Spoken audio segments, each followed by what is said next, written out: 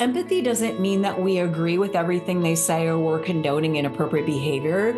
It's actually about acknowledging their feelings, their humanity, validating their concerns. However, you want to remain firm about your boundaries, and we want a mutually beneficial solution.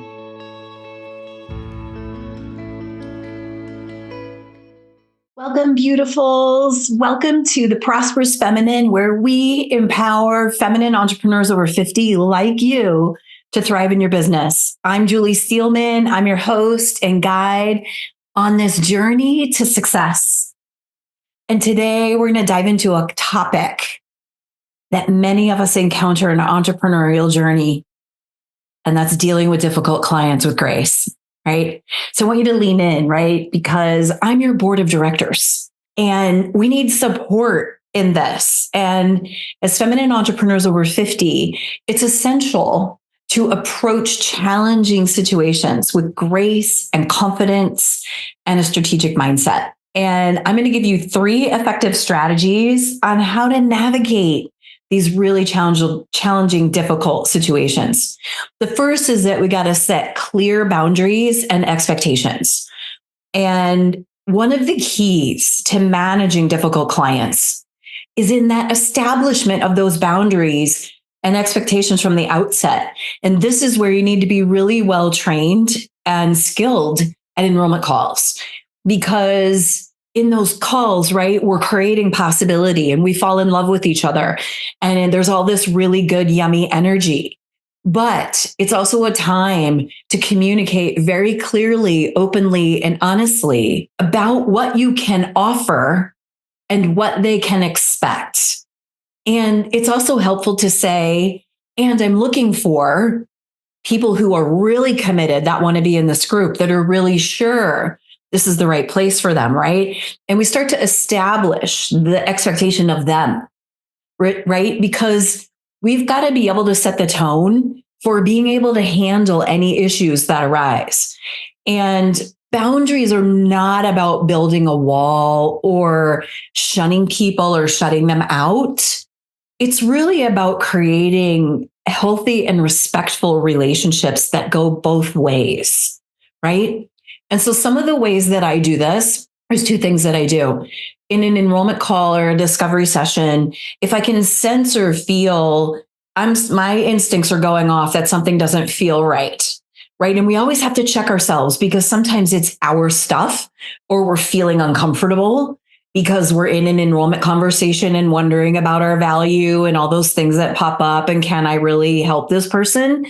But there's also those instincts about the other person, about the things they get hyper focused on and the things that they especially pay attention. If you're on a call and someone wants to negotiate the times of a program with you, or they want to shift something that you've already set in stone that other people have already enrolled in your program and made those agreements, right? So like times of sessions, or that you require 24-hour cancellation, right? We want to set up a healthy relationship from the beginning where you get to be in authority and there's mutual respect, because not only are you protecting your time and energy, but you're also fostering a professional environment for clients to show up where you can thrive together. Because without a safe and calm coaching container, it's difficult for that to be productive. Another thing that I do is in enrollment calls, I slow it down. And if I'm starting to wonder or doubt if the person is coachable or if they're actually really serious, because I like people who are really serious and really invested. I actually don't want anybody who's less than that, because they tend to disrupt the containers that I create. And that's privately or in group or in mini accelerators.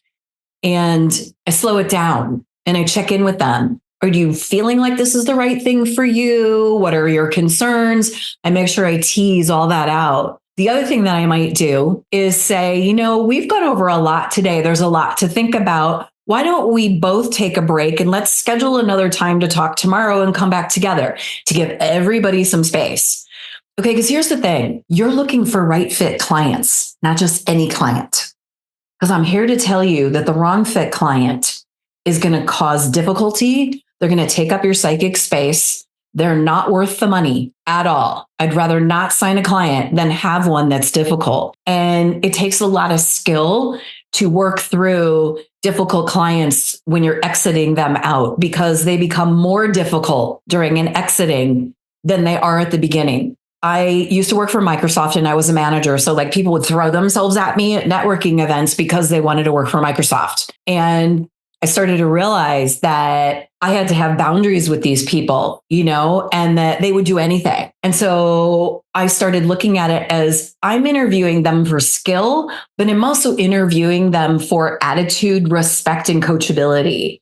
And there's a lot of people who had incredible resumes, but I never invited them back because they were going to disrupt the team, because they weren't going to be respectful, because they weren't going to allow me to lead. And I encourage you to be willing to say no to a client, to not let them in a program or not have them be a client because you're not feeling that level of professionalism and respect in the relationship. The second thing that I do is in my contract, I get another opportunity for them to get out. And listen, most people want all the way in and most people are great, okay? But I like to create clear shared agreements. So I put shared agreements in my contracts about how coaching sessions are going and the responsibility that's on the client for showing up with material. And that in that coaching session, they're responsible for coming to that session with something to work on and a result they want by the end. And I make that very clear. I also make it really clear that if at any time there's disrespect or you're questioning my methods, my ethics, my morals, or my values, we're going to have a conversation about that. Now, listen, these are really well written and they're done with love. But to be really clear, if someone's feeling like they can't agree to those, then they shouldn't sign the contract. And I also put them in the contract for a very specific reason, where recently I had an experience of a level of disrespect, someone that was uncoachable, that were just unsettled from the beginning, and of signing on an agreement. And the things that they were questioning were things that they knew in advance that are not things that are changeable. And after pouring my heart and my soul, after giving many recommendations and spending hours and a lot of psychic space and a lot of energy to try to contain this person, I reached a decision of we're not doing this anymore and I'm not available for this. The thing that broke the straw for me was disrespect and questioning my ethics and my morals when I had to really stop and look and say, I presented everything 100% clean and clear. And so I decided that this was no longer a productive coaching arrangement. Listen, this is uncomfortable. These are not fun situations to be in. So I'm giving you this so you don't have to get into them.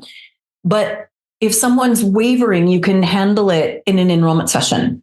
You can split the enrollment session in two. You can check in with them about it. If you're not feeling settled about them joining, take a pause, have another session. Let's all step back and think about this. Don't be afraid to walk away when it doesn't feel right. Okay. The second thing is if that's all seems to work itself out and then you get to the contract, please don't do any coaching, group or private, without a contract.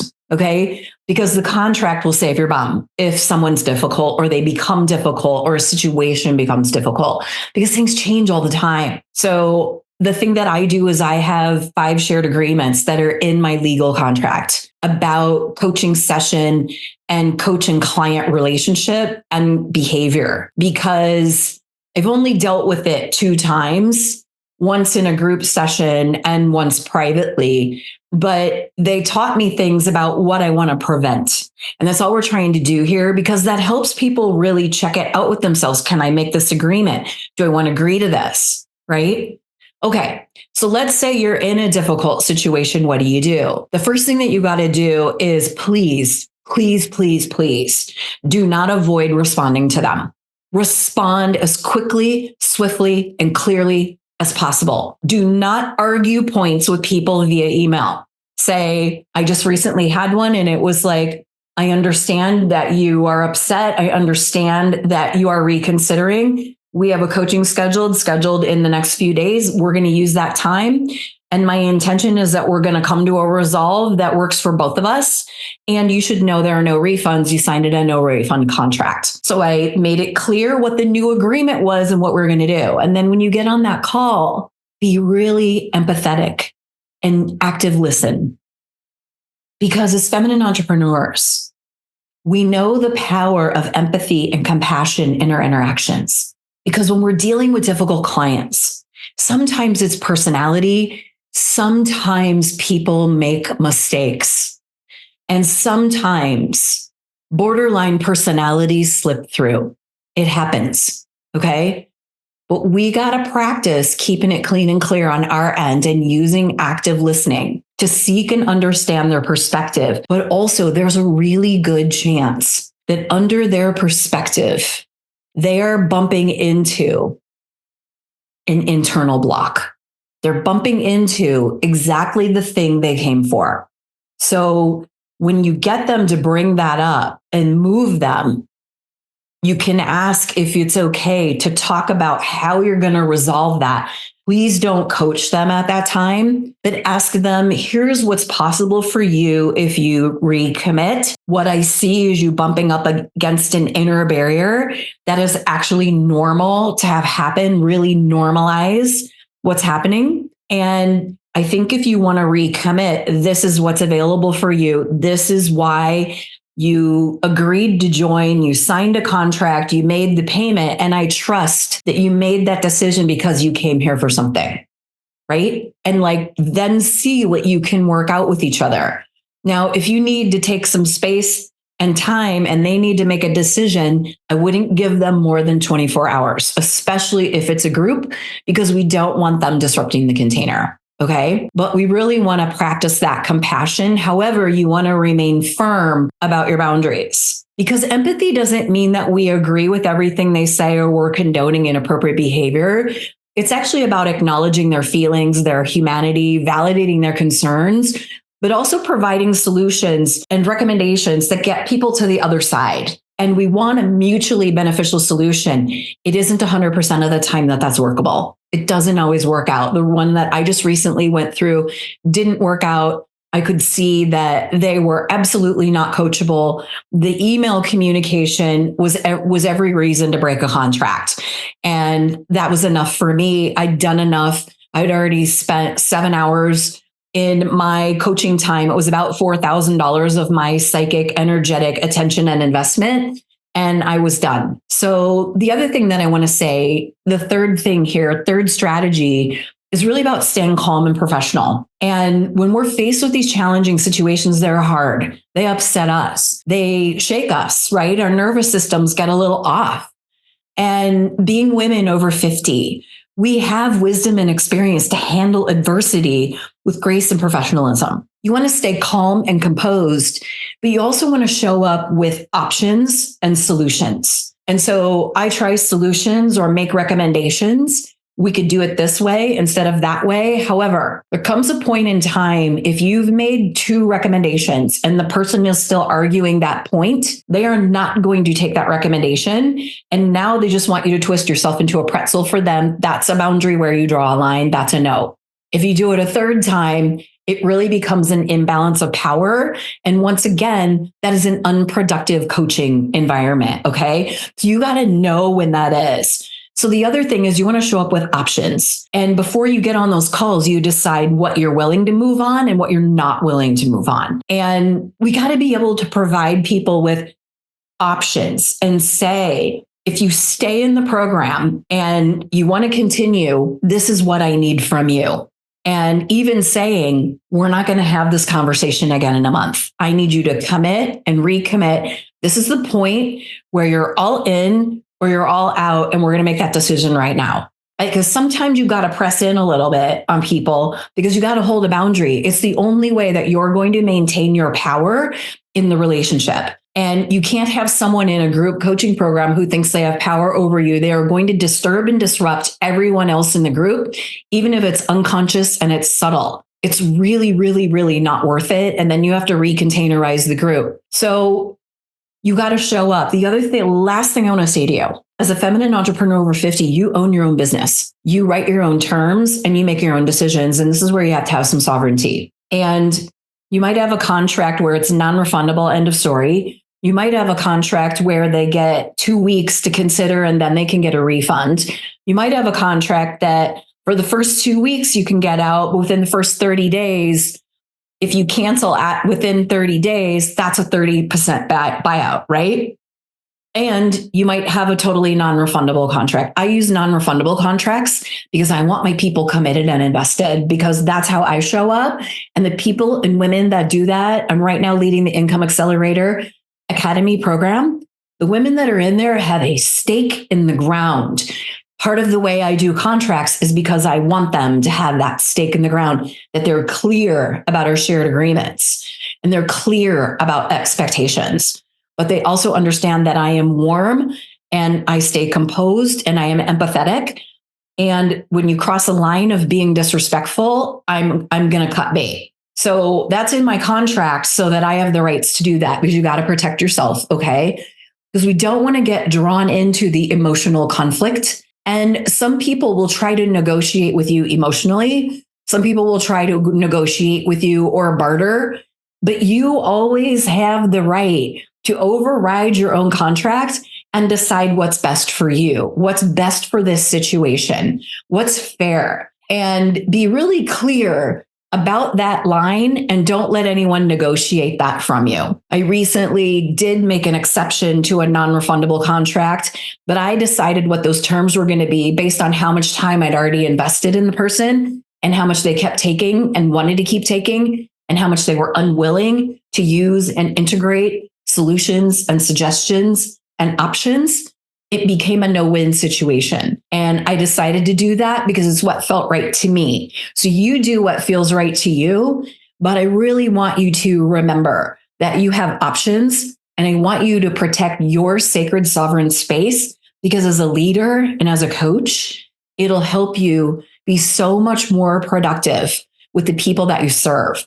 Don't be afraid to say no to a client. Don't be afraid to fire a client. No money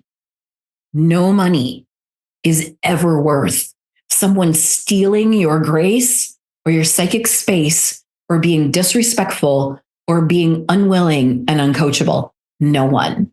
So I hope this was helpful. It doesn't happen all the time, but when it does, you want a place to lean into.